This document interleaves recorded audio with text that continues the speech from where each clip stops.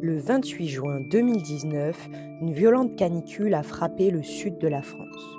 C'est une masse d'air chaude en provenance du Sahara qui a provoqué des températures extrêmes jamais enregistrées en France. Ce jour-là, la température a atteint jusqu'à 46 degrés à l'ombre, soit plus de 10 degrés au-dessus de la moyenne saisonnière. Dans les vignobles du sud de la France, les effets ont été immédiats. Les feuilles et les grappes de raisin ont littéralement brûlé. Ce phénomène a causé jusqu'à 35% de pertes dans certaines exploitations. Cet épisode marque un réel tournant et illustre de manière très concrète les impacts du changement climatique.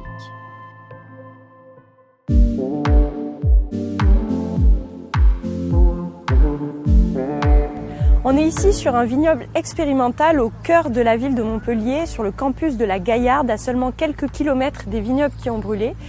Et ce fameux 28 juin 2019, on avait ici 200 cépages cultivés en pot pour une expérimentation menée par le laboratoire d'écophysiologie des plantes sous stress environnemental. Face à la montée rapide de la température, les chercheurs se sont précipités sur le vignoble expérimental pour observer comment les cépages avaient réagi.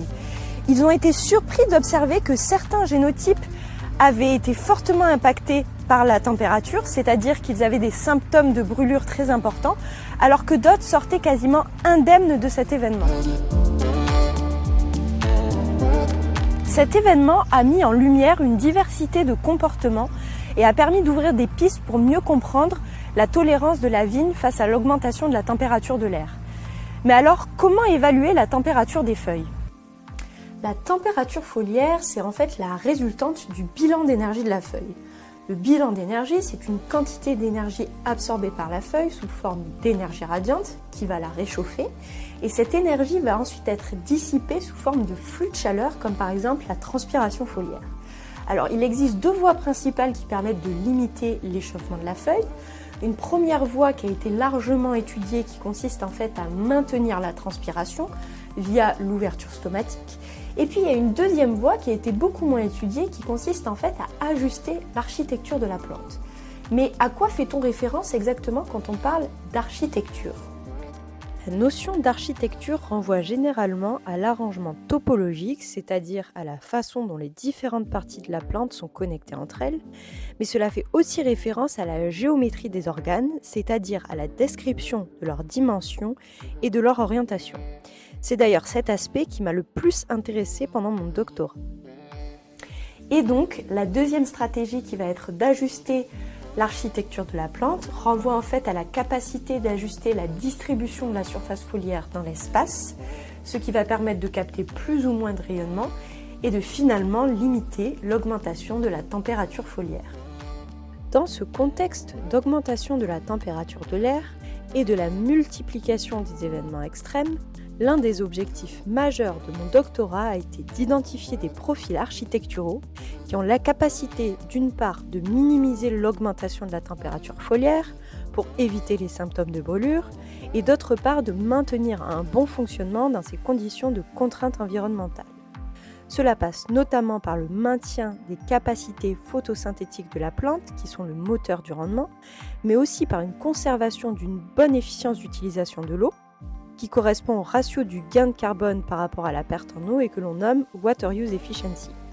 Ce qu'il faut bien garder à l'esprit, c'est que c'est un réel challenge d'optimiser ces trois variables conjointement, car cela fait appel à des processus qui sont interconnectés et qui s'influencent mutuellement. Pour atteindre cet objectif, j'ai construit une série de maquettes sur la base de recombinaisons hypothétiques de dimensions de traits architecturaux. Je me suis intéressée à la longueur des entrenœuds, à la surface foliaire et à l'orientation des angles foliaires, tout simplement parce qu'ils sont connus pour influencer le microclimat de la feuille. Plus précisément, sur les 200 génotypes qui étaient présents sur le vignoble expérimental, on a mesuré pour chacun de ces génotypes une valeur moyenne de ces traits architecturaux. Et j'ai sélectionné parmi ces 200 valeurs, 10 valeurs pour chacun des traits, car ça couvre la diversité du panel et ça représente la gamme de variations de ce panel. J'ai ensuite utilisé ces maquettes dans un modèle structure-fonction, le modèle HydroShoot, qui permet à partir d'une structure de simuler le fonctionnement d'une plante. Donc à partir du modèle, j'ai pu simuler des valeurs de photosynthèse, d'efficience d'utilisation de l'eau et de température foliaire pour chaque plante. J'ai ensuite, en parallèle, voulu identifier parmi ces 1000 maquettes lesquelles étaient capables de mieux optimiser son fonctionnement. Pour ça, j'ai développé une fonction qui permet de calculer la capacité de chaque maquette à optimiser son fonctionnement. Donc plus la valeur de la fonction augmente, plus la maquette est capable d'optimiser son fonctionnement. J'ai voulu aller plus loin dans le processus de sélection des idéotypes et identifier la probabilité d'existence pour chacune des maquettes. C'est-à-dire que parmi les 1000 maquettes, certaines avaient peu de chances d'exister. On retrouvera rarement une vigne avec de longs entrenœuds et de toutes petites surfaces foliaires. J'ai donc calculé un indice pour chacune des maquettes par rapport à un groupe de référence où les recombinaisons des traits étaient connues. Ces simulations ont été faites pour différents types de journées, mais notamment pour une journée chaude avec un pic à 36 degrés et des conditions de déficit hydrique modérées et sévères.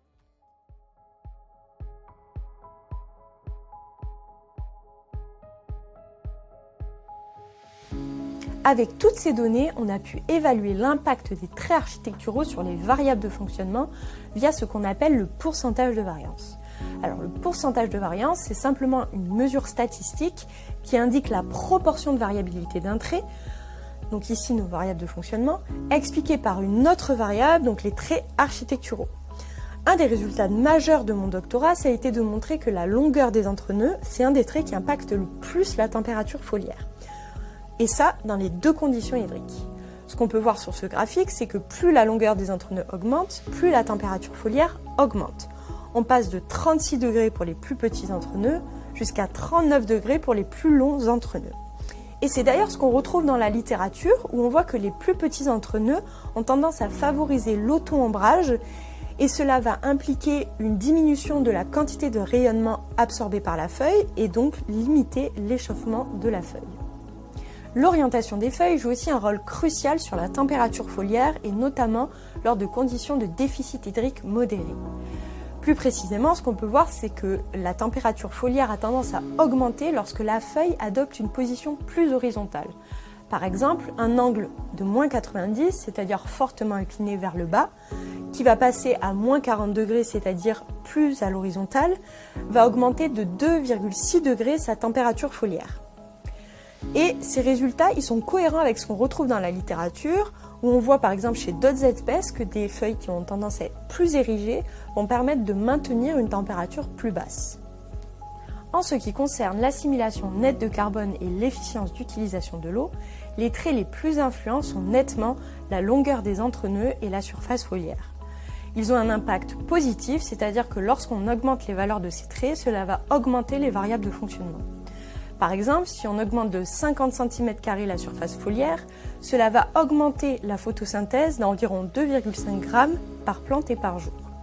Pour l'efficience d'utilisation de l'eau, les valeurs les plus élevées ont été obtenues lorsque l'on diminue l'auto-ombrage.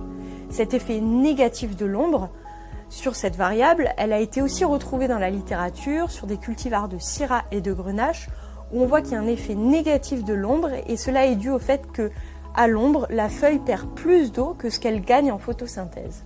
Finalement, dans le but d'identifier des idéotypes performants et réalistes, j'ai projeté ici des valeurs de mes indices d'existence en fonction de valeurs de ma fonction de performance pour les 1000 idéotypes simulés. Et sur ces 1000 idéotypes, j'ai projeté le groupe de référence dont je connaissais les valeurs de recombinaison. J'ai sélectionné ensuite 15 idéotypes les plus réalistes et les plus performants. Parmi ces 15 idéotypes, j'ai identifié grâce à une méthode de clustering différentes stratégies de fonctionnement qui m'ont permis de les classer en différents groupes. Ici, je vous ai représenté les maquettes qui optimisent le mieux leur fonctionnement dans une journée chaude avec un déficit hydrique modéré et sévère. Dans une journée chaude avec un déficit hydrique modéré, ce qu'on voit, c'est qu'il y a une optimisation assez moyenne des variables de fonctionnement, qu'on retrouve de larges surfaces foliaires et de longs entrenœuds par rapport à la gamme de variation du panel et des angles qui sont assez inclinés. Ce qu'on voit, c'est qu'en journée chaude avec un déficit hydrique plus sévère, l'architecture change. On voit une diminution de la surface foliaire et de la longueur des entrenœuds et un angle qui est plus fortement incliné. Et ce qu'on remarque sur les variables de fonctionnement, c'est que l'assimilation nette de carbone et l'efficience d'utilisation de l'eau sont mises de côté pour optimiser au mieux la température foliaire et limiter l'échauffement de la feuille. Cette étude a permis de mettre en évidence l'importance d'étudier les traits architecturaux chez la vigne en réponse à l'augmentation de la température de l'air. L'analyse multi-objectif, c'est-à-dire le fait d'optimiser plusieurs variables de fonctionnement, est une approche innovante et rarement utilisée dans la communauté scientifique. Pour la suite, l'enjeu sera d'aller encore plus loin et d'utiliser la génétique pour identifier des bases communes de ces traits architecturaux. Cette avancée participe à contribuer à une agriculture résiliente pour demain.